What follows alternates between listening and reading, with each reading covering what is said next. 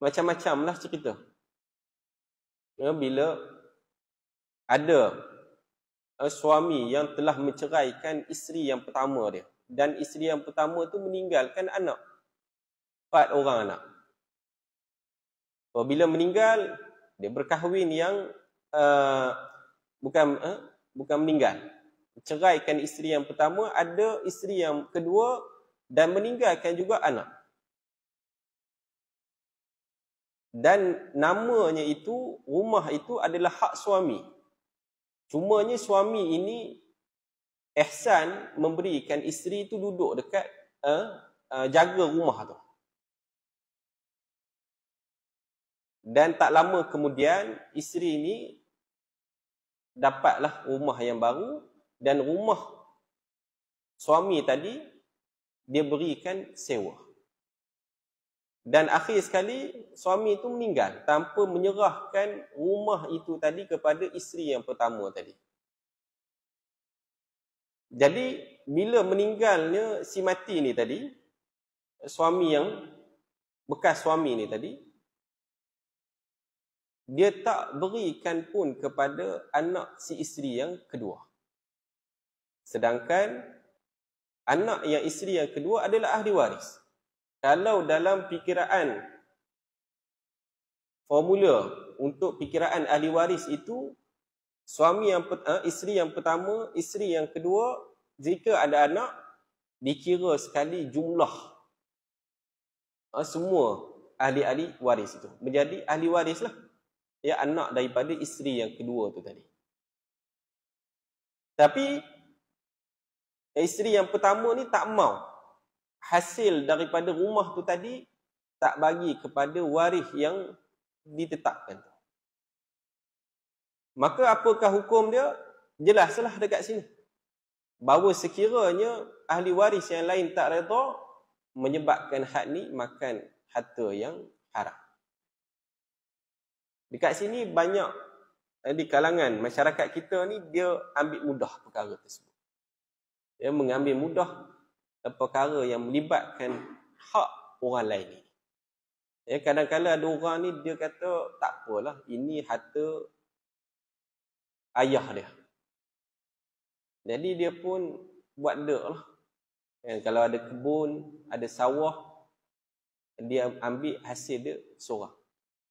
Sedangkan dia perlu bahagikan. Tetapi dia makan seorang berapa lama? 5 tahun, 6 tahun. Orang lain senyap lah. Kemungkinan disebabkan abang sulung malah nak berkelahi.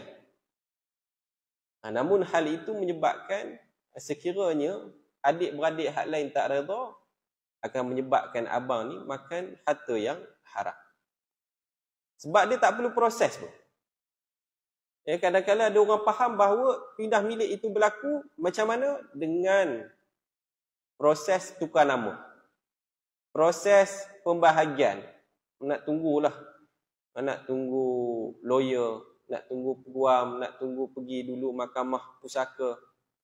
Bila dah dapat tukar nama, hak itulah baru diagihkan. Dan ia bukanlah begitu, yang mana dia akan bertukar milik itu secara on the spot selepas meninggal. Selepas meninggal tanpa ada proses. Jadi bayangkanlah kalau kematian itu berlapis. Ya, kematian itu berlapis yang menyebabkan sekiranya hal tersebut berlaku berapa generasi yang kita mengambil haknya tanpa izin yang betul. Ya, mungkin dia nak, tetapi dia pun tak mahu bergaduh, ataupun apa-apalah yang dia tak sedar. Kan ada kes yang sorok waris, yang dia tahu, dia tak tahu yang ibu bapa dia ni meninggalkan harta sejenis sebahagian hartanya itu tidak diketahui oleh waris ni tadi.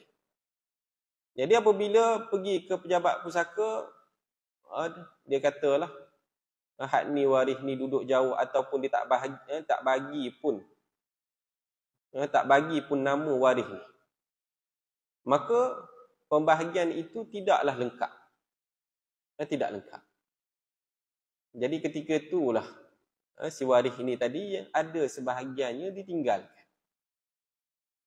Yang dia pun tak tahu sampai ke sudah ada peninggalan daripada harta bapa dia tadi. Dan itu yang kita perlu berhati-hati apabila melibatkan harta ini. Sebagaimana yang Nabi sebut, sesiapa yang tumbuh daging, tubuh badannya daripada harta yang haram, maka nerakalah yang lebih aula. Jadi nak menyatakan bahawa itu adalah suatu dosa yang besar lah. Suatu dosa yang besar. Baik.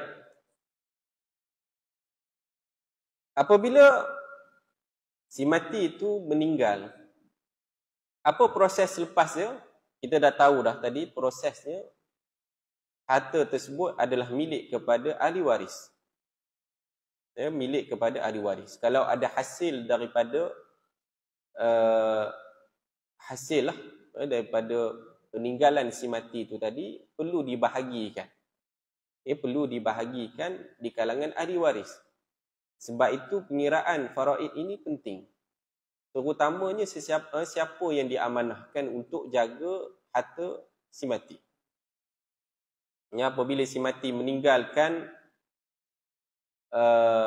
KWSP, meninggalkan wang tabung haji, yang mana akaun-akaun ini memerlukan penama.